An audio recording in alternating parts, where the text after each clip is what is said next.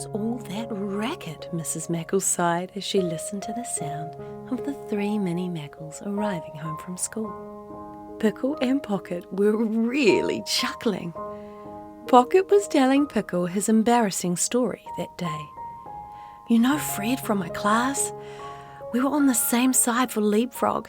Our team was nearly winning, but I had a brain fart, and instead of yelling, 'Go Fred!' I shouted, 'Go Frog!' in front of everybody. Oh, it was so embarrassing." Pickle laughed and laughed. Chippy, on the other hand, was not laughing. Not even a little. In fact, quite the opposite. She walked straight past Mrs. Mackles with a red, puffy face and her head hung lowly. She closed her bedroom door behind her, went straight to her bed, and face-planted her whole body on top of it. "I'm never going back to school," she whimpered, and warm tears filled her eyes once again. Mrs. Mackle's heart felt heavy. She could see that her wee Chippy was unhappy, so she gently knocked on the bedroom door. "Can I come in, Sugarplum?" she asked quietly. She heard Chippy sigh. "Fine." Mummy Mackles placed her paw on Chippy's back. Didn't say anything. She just held it there tenderly. "I'm never going back to school again," said Chippy. "They're so mean and I don't have any friends." "Oh, my darling, what happened today, Chippy?" "Nobody really knows me at school. At lunchtime, I don't know who to sit with. I'm never picked to go first on teams. I try my hardest pretending to like the things that they like so they will be my friends. But then I forget what I've said to each squirrel and I just look silly and I feel so alone." "Oh, my sweetest Chippy girl, I've heard you. That is really upsetting." Mrs. Mackles leaned over and gathered a piece of paper, a pen, and some scissors off Chippy's desk. She said, "You know, my love, sometimes when we dress up in costumes, we wear masks to hide our faces." She began to cut out the shape of a mask from the paper, with 2 holes for Chippy's eyes, 1 for her nose and 1 for her mouth. Other times, though, in real life, we wear imaginary masks, the kinds that other squirrels can't see. These imaginary masks hide our feelings and our truest self from other squirrels. We do this because we think that's what other squirrels want us to be like. And we think by wearing this mask we'll keep our feelings safe. Mrs. Mackles said, "Chippy, let's write all the words you think your friends want you to be like on the front of this mask."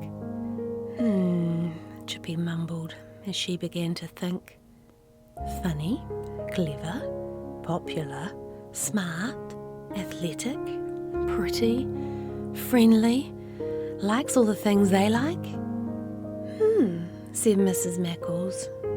"Now, let's write all the words that your friends may not know about you on the other side of the mask, the side you tend to hide from them." Said Chippy. "I'm lonely and afraid and sad, a bit awkward and clumsy, and sometimes I get really frustrated or angry. I also feel anxious now and again, and I don't feel good enough to be their friend. But they also don't know that I'm really creative and how much I love music. I like dancing and the colour yellow because it's the happiest colour.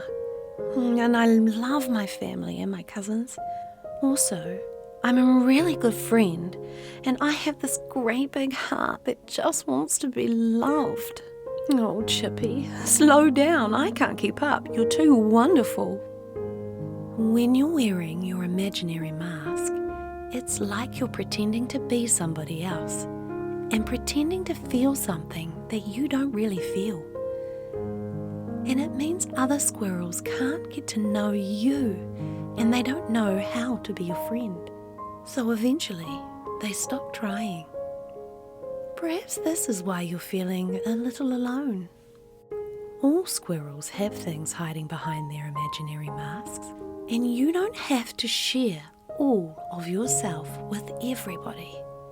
It's important to build a good friendship first, one that you trust. Choosing the right squirrels to share yourself with is important.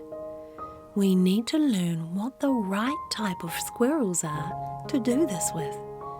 The kinds where both of you care about each other and put effort into the friendship. What are some of the characteristics you like in a friend, Chippy?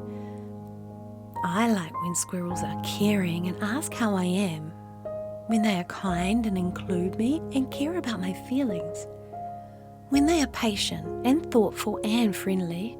I like it when my friends are interested in the same things as me, and the squirrels who aren't mean to other squirrels. Well, they sound like lovely qualities, Chippy.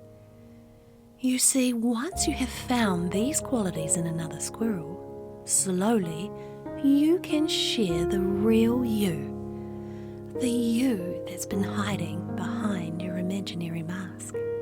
It's okay to have positive and negative things about yourself. Everybody does. And it's okay for the right squirrels to know about them too. Others are hiding behind their masks. Wouldn't you want to know about theirs so you feel like you really know them and can help them when they need you? Yeah, I would, said Chippy. She was really listening. This is how you build really great, long-lasting friendships. And this is when you will feel truly known by other squirrels. Just then, Pocket poked his head through the door. Mummy Mackles, Pickle called me Zero. Pickle called me Zero. Oh, well, what does that mean, Pocket? That I'm only 0 years old. Well, are you 0? No.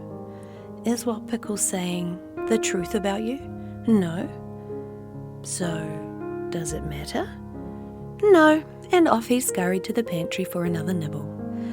Gee, that was a great example there, Chippy. Only you know the real truth about yourself and what's behind your imaginary mask. Just because someone else says or thinks something about you doesn't mean you have to believe them. You can simply ask yourself, is that the truth? And if you can't find the answer for yourself, you can ask one of the big squirrels in your life who knows you well and who you trust to tell the truth about you. Later that evening, when Chippy was laying in her soft, snuggly bed, she thought about what Mummy Mackle said. She already knew 2 little squirrels in her class who had the nice qualities she wanted in a friend. Tomorrow, she was going to wear her brightest yellow t-shirt.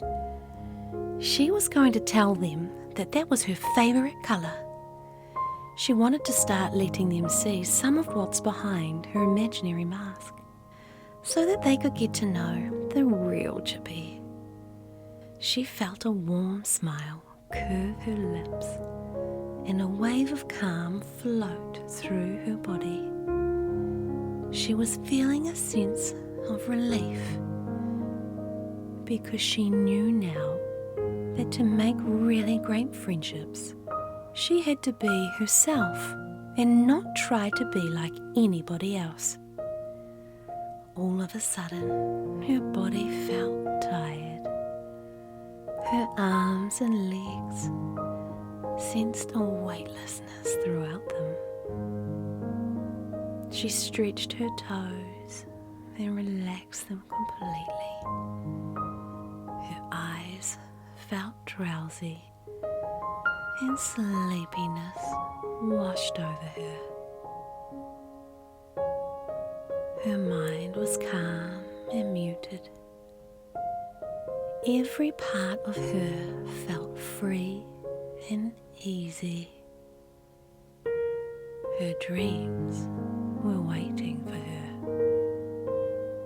She began to float away